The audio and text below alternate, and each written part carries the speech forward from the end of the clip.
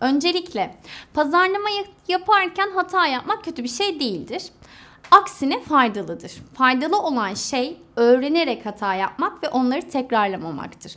Yapacağınız en iyi şey size zararı küçük olacak, yani etkisi az olacak hatalar yapmaktır. Yaptığınız hata bazen çok büyük maliyetler doğurabilir ya da işletmenizin itibarını zedeleyebilir. Mesela müşterilere gönderilecek hatalı bir e-posta inanılmaz sonuçlar doğurabilir. Ama bu da yine sıkça karşımıza çıkan bir şey. Çok değil, 2 hafta önce uluslararası bir dijital pazarlama firması, altını çiziyorum, pazarlama firması, ben dahil olmak üzere 1 milyon kişiye bir e-posta gönderdi. Ama bu daha sonra durumu toparlamayı bildi. Nasıl yaptı derseniz hatasını da pazarlamayı da bildi diyebilirim. Bu vaka analizini başka bir videoda size anlatırım ama bu videonun konusuna geçecek olursak size ürünlerinizi pazarlarken hangi hataları yaptığımızı ve bunlardan nasıl sıyrılabileceğinizi anlatacağım şimdi. Vakit kaybetmeden başlayalım. 1. Web sitenizin olmaması. Ürünü nerede sattığınızın hiçbir önemi yok. İster Trendyol'da satın, ister mağazada satın. Eğer web siteniz yoksa günümüz dünyasında gizemli bir işletme haline gelirsiniz. İnternetten herhangi bir ürün satmıyor olsanız bile insanlar sizin hakkınızda internette bazı şeyleri merak ediyorlar. İnternette sizinle ilgili arama yapıyorlar ve eğer sonuç bulamazlarsa sizden ürün almayı reddediyorlar. 2. Potansiyel müşteriler yerine herkese pazarlama yapmak. Şöyle düşünün, sadece üniversite öğrencilerinin kullanabileceği bir ürününüz var. Örneğin ders notlarını kolayca istiflenebileceği bir dosyalık oluşturdunuz. Ama siz üniversite olmayan bir ilçede veya ilde de reklam veriyorsunuz. Yaş ortalamasının 45 olduğu bir köyde reklam yayınlıyorsunuz. Bu ne işe yarar? Hiçbir işe yaramaz. Siz bir girişimcisiniz ve ürününüzle ilgili en iyi bilgiye sahipsiniz. İnsanlar sosyal medyada reklam yaptığınızda insanlar o reklama tıklayacak. Web sitenize gelecek veya bir yorum yapacak ama ürününüzle ilgilenmeyenler ne yapacak? Hiçbir şey. Ne kadar ikna etmeye çalışsanız da pazarlamanızla ilgilenmeyecekler. Bu da boşa çaba ve maliyet israfı anlamına geliyor. 3. Harekete geçirici mesajın olmaması. Her harekete geçirici mesaj müşterinin ne yapması gerektiğini söylemek için var. Ve bir web sitede ya da bir pazarlama broşüründe en önemli şey bu. Otobüs durağındasınız. Bir iş ilanı asılmış. Detaylı bilgi için şu numarayı arayın diyor. Bu da bir harekete geçirici mesajdır. Size ne yapmanız gerektiğini söylüyorlar çünkü. Web sitelerinde gördüğünüz buraya tıklayın gibi bir mesaj.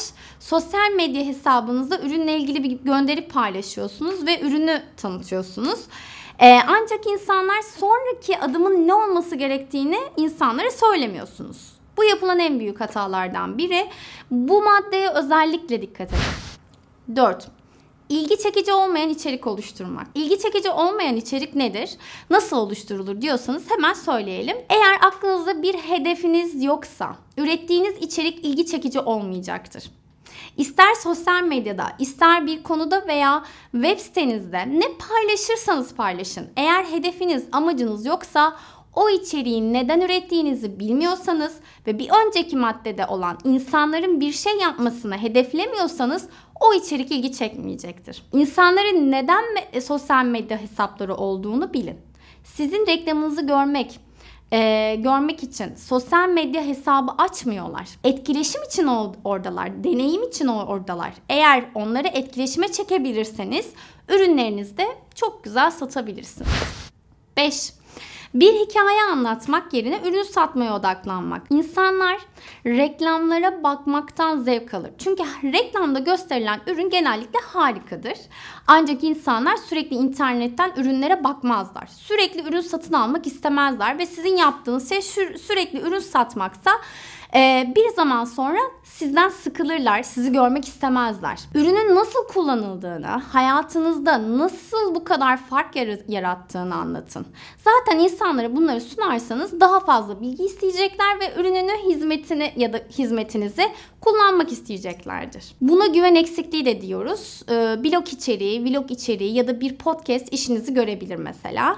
İyi içerik sağlamanız gerekiyor. Böylece müşteriler sizin gerçek olduğunuzu ve ürünlerin ya da hizmetlerin iyi çalıştığını bilir. Satın almadan önce hakkınızda daha fazla bilgi edinmeleri gerekiyor çünkü. Bunlar online alışveriş yaparken çok önemlidir. 6. İletişim eksikliği. Belki de en kötü pazarlama hatası bu. Tüketicilerin satın almasını zorlaştırmak, internetin gelişmesiyle birlikte internetten alışverişte güvensizlik ortamı oluştu ve biliyorsunuz insanlar her şeyi sorgulamaya başladı. Ürünle ilgili yorum, detaylı bilgi ölçüleri gibi birçok şeyi merak eder oldu insanlar. Bir müşteri web sitenize veya mağazanıza geldiğinde ürünle ilgili daha fazla bilgi alamıyorsa muhtemelen sizi terk edip rakiplerinize gidecektir. Muhtemelen bunu istemezsiniz. O zaman bir canlı destek veya web sitenizde kolayca ulaşılabilecek telefon numarası, iletişim numarası gibi bir şey eklemelisiniz. Tabii o telefonlara ya da WhatsApp mesajlarına hızlı cevap vermelisiniz. Ya da bir forum ekleyin ama müşteriyle iletişim konusunda bir şeyler sağlayın. 7. Çok konuşmak. Son olarak en yaygın pazarlama hatası olarak bunu gösterebiliriz. Dinlediğinizden daha çok konuşmak. İnsanlar mesajlarını iletmek için mesajlarını iletme kaygısıyla konuşması gerektiğini düşünür. Ama pazarlamada bu asla böyle değildir. Daha fazla dinleyin ve soru sorun. Konuşma sıranızı bekleyin. Müşterilerin talepleriyle ilgilendiğinizi belli edin, hissettirin. Basit bir örnek verelim. Mutfağınızda tadilat yaptıracaksınız ve aklınızda nasıl bir şey olduğunu anlatmaya çalışıyorsunuz. Karşınızda hiç dinlemeyen ve nasıl olması gerektiğini anlatan bir usta ile mi çalışmak istersiniz, yoksa siz anlatırken not alan, daha çok soru soran, sizin fikirlerinizi soran, fikirlerini söyleyen ustayla mı? Müşterilerin ne istediğini sorun. Zor yönlerini anlatın ve onlara özel tavsiyeler verin. İşte hedef bu. Eğer ürününüzü pazarlamak istiyorsanız ve satış rakamlarını arttırmak istiyorsanız sık yapılan bu 7 pazarlama hatasını asla yapmayın. Enstitüde bulunan pazarlama derslerimde bundan çok daha fazlasını vaka çalışmalarıyla anlatıyorum. Sizi de derslere bekliyorum. Açıklama kısmında tüm derslerimin yer aldığı profil linkini ekledim. Görüşmek üzere, hoşça kalın.